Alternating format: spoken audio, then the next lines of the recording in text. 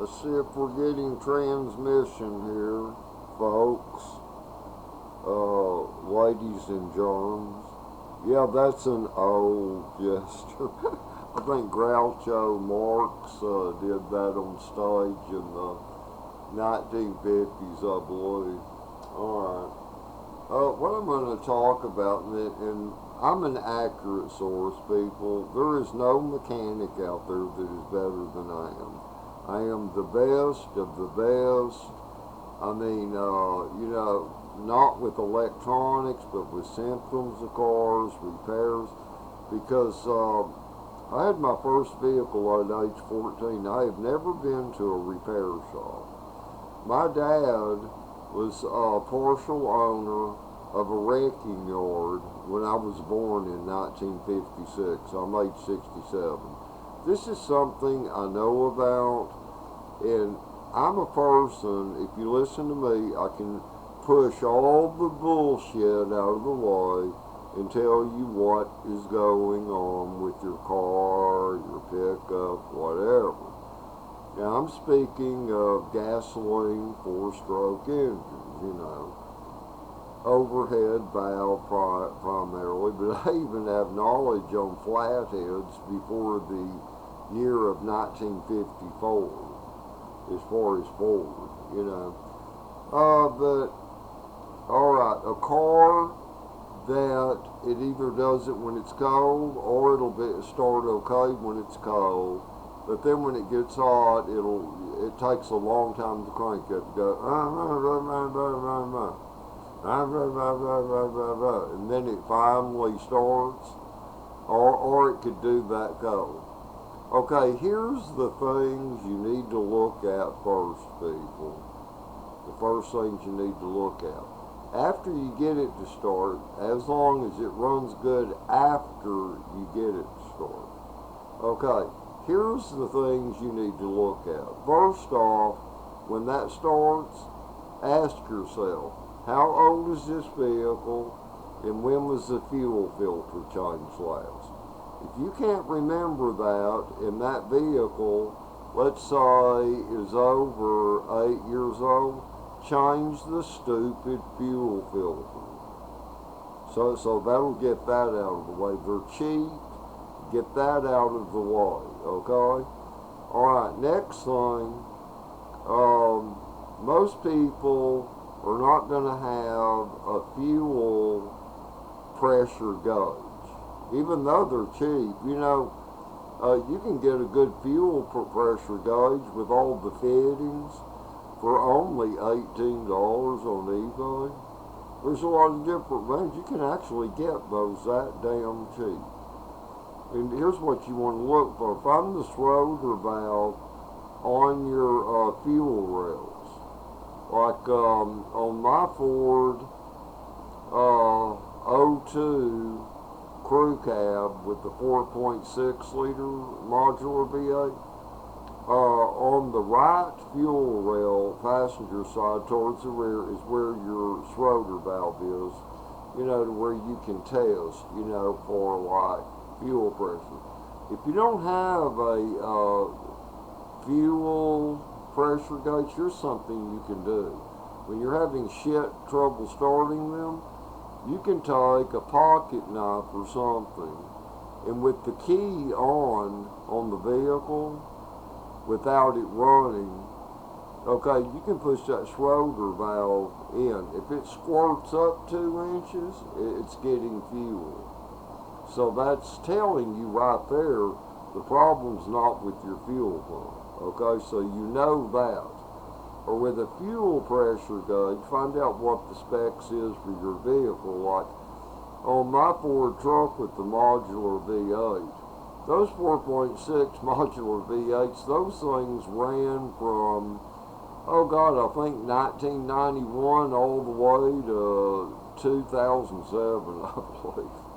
That was a long time engine, and Lincoln's, Crown Victoria's, F-150 pickups, oh God. But those, okay, when the engine's running, they ought to run right at 25 pounds fuel pressure. is what those are running. Even though I've seen on the internet here, a lot of guys say they're supposed to run at 4,000. No, they don't. No, they don't. Modular V8s run right at 25 pounds. Now, if you hook up a fuel pressure gauge to your schroeder valve and you turn your ignition key on, it should register right at 10 pounds more than it would show you when the engine's running. Like a modular V8 runs at 25. Just with the key on, without the engine running, your fuel pressure should be about 35. You know, that's what it ought to be sitting at. And you know, if you got that, you're all right. But it depends on the particular cars, makes, and models. You know, you can look that stuff up. And no mechanic has it memorized about every damn car. There are so many Lexus, Mitsubishi, Hyundai. I mean, half of these cars or 2/3 of these cars on the road today are like have names that are another total language from Yugoslavia, Japan, or you know, whatever. There's so much stuff nobody can memorize all that, you know. So, you know, you just have to use, you know, intelligence, figure out what particular vehicle you have, what it could cost. All right, now, here's something else, you know, that can happen that can cause long cranking times on a vehicle. Do you know an idle air control valve can cause that? An idle air control valve. And they will tell you, take those off and clean them like with carburetor spray. You know, where the function is, the two holes in them where it has the little valve that opens and closes. They're an electronic part, but they're also a mechanical part, you know, at the same time. You know, the best thing to do, take a hammer. Don't hit them hard, but just tap on them. A lot of times those valves get sticky in those damn things. Just tap on them with a hammer. Not the motor part, but the part that bolts onto your throttle body, and just tap them a few times. You know, and if that's a problem, a lot of times it'll correct the problem. Alright.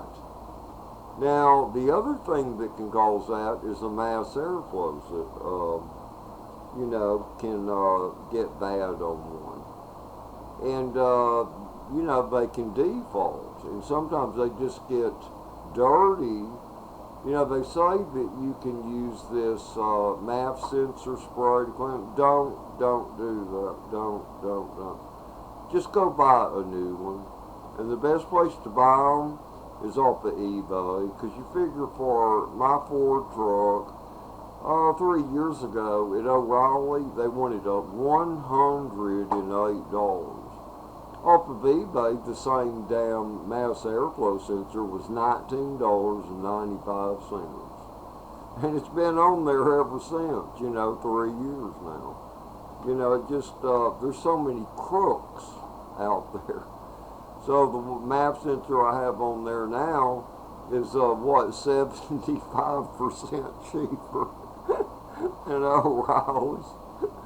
You know, I can only laugh at these damn crooks, their markup, and the money they're making off of people.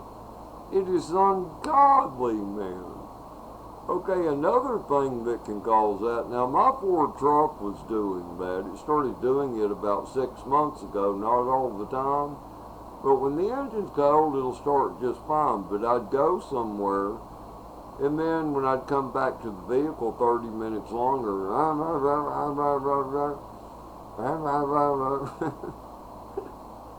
okay, here's what I found out was the cause of that. An evaporative purge canister valve can stick open on them, get stuck in the open position. See, and here's how an evap purge valve works. Let me explain this to y'all, okay? Okay. It's an intermediate source, okay? You have a hose, Or it could be a metal line maybe on some cars made in third country worlds or whatever, I don't know. But mine has rubber hoses on it, alright? There's a rubber hose that comes from the back of the throttle body, okay? And it goes to the purge valve. You know, there's a connection on it. It snaps onto the purge valve. It's about a 1/4 inch diameter. And the way that's designed is it's supposed to be closed when you start your engine. And then after you're running your vehicle and it's above idle, then it's supposed to open. Or it's safe if like one runs for about 2 or 3 minutes, they can open them with just the engine idling. Because it has to give your mass airflow sensor time to adjust, you know, to the electronic control module, or also known as power control module, you know, PCM, ECM. And what was happening on mine, that purge valve was stuck open. See, to where that when I'd go to crank it when the engine was hot, well, okay, the MAF sensor would temporarily malfunction because I was getting too much air in my throttle body, because on crank up at idle, the purge valve is supposed to be closed. So what it was doing, I'd go to crank it when it was hot, the purge valve was stuck open, it was sucking vapors off the top of the gas tank and sending into the throttle body, so it caused the mass airflow sensor to malfunction because of a reading with the software and the ECM, it's getting too much air in the throttle body. See, that's what was happening when it would get hot. So I changed the purge valve. And if you have an F-150 truck, the cheapest canister purge valve you're going to find is $55. The cheapest I was able to find was actually at Walmart for $55. I mean, I was surprised because usually eBay will beat them all. They will beat them all, but no, not in this case. Walmart beat them. And who the hell knows where is Walmart getting them from, you know? What parts supplier is Walmart getting them from? Because Walmart doesn't make automotive parts. You know, I mean, they have to have a source. I'm just curious what part supplier they were getting it from. But anyway, that turned out to be the problem, and I hope that anybody viewing this, you know, you have learned from this, but, you know, follow my instructions. You know, long cranking periods or whatever. You know, MAF sensors are notorious for causing that. MAF sensors, when they malfunction, can also cause where one will start, but then it'll your engine will keep shutting off. That's a symptom of a mass airflow sensor. Or your engine can surge up and down like, But the vapor canister evaporative purge valve can also cause that crap. But there's an easy way to check it. Most of those have the rubber connections like mine. I could start mine, you know, like when it's idling. And I was able to feel of that rubber line. I could feel air flowing through that rubber line. I didn't have to take it loose. And then I felt the line going from the purge valve, you know, the line that goes over to the gas tank. I felt to that, and I could feel air flowing. When that engine is idling, that is not supposed to be open. So I went ahead and changed my purge valve or whatever. But these are some helpful clues, things to look for. I put these videos, I try to help people. But the thing is, don't panic or let a bunch of crooks get your vehicle in a shop and start talking their bogus bullshit. Because you got to remember, they have apartment rent to pay, or they have a house mortgage to pay. They need to buy clothes for their children, or they're paying alimony and child support to a bitch ex-wife. So that's all that's in their mind. That's all that's in their mind is self-preservation. The same as you. They're the same as you. You're thinking about what something's going to cost you and how much money you need. You're always focused on your employee. How much should they be paying me? Or are they paying other people more? It's the same thing, any mechanic. They're part of inflation, their own self, and they waste their money on foolish shit. But the old saying, haste makes for waste. Yeah, it does. If people would just stay calm and relax, think, and don't be afraid to learn, man. I mean, you can watch 20 videos on YouTube and pinpoint a lot of things. Just type in the year of your vehicle, and it's like, does this problem, stalls out, or long cranking period. You can get these clues, your own self. But I'm trying to think if I left anything out. Well, we're always leaving something out, people. There's never enough said on any subject. There's never enough said. There's so much, that we can forget about. But let's see, what else?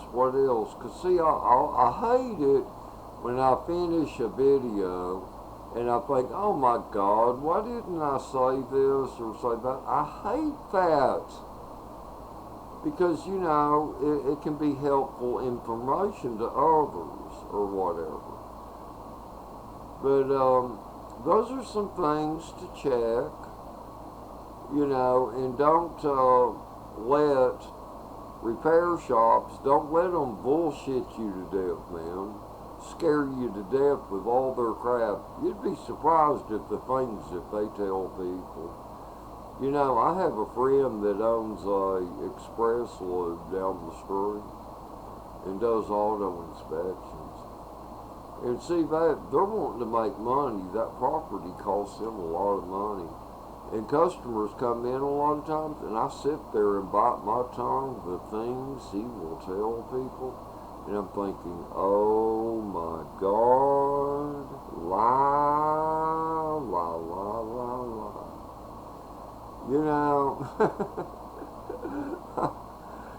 Leading people in the wrong direction on things. The thing they say, when codes are erased on your ECM and you have to go through the drive cycle again, and they'll say, go drive at 50 miles. Okay, that is a damn lie. You don't have to go drive at 50 miles.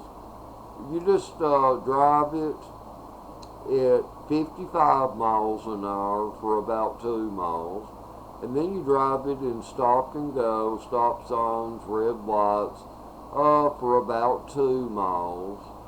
And those ready monitors, unless there's something wrong, they're gonna all set. So you're talking about maybe 5 miles. It's not 50 miles. You also, I've seen a lot of bullshit videos. They say you have to turn your heater on. No, you don't. That is made up nonsense. Most any car, I can get those ready monitors, or the drive cycle, they call it, to reset within 4 damn miles. And they also, a lot of them say, you have to wait till the engine's cold. No, you don't. No, you don't.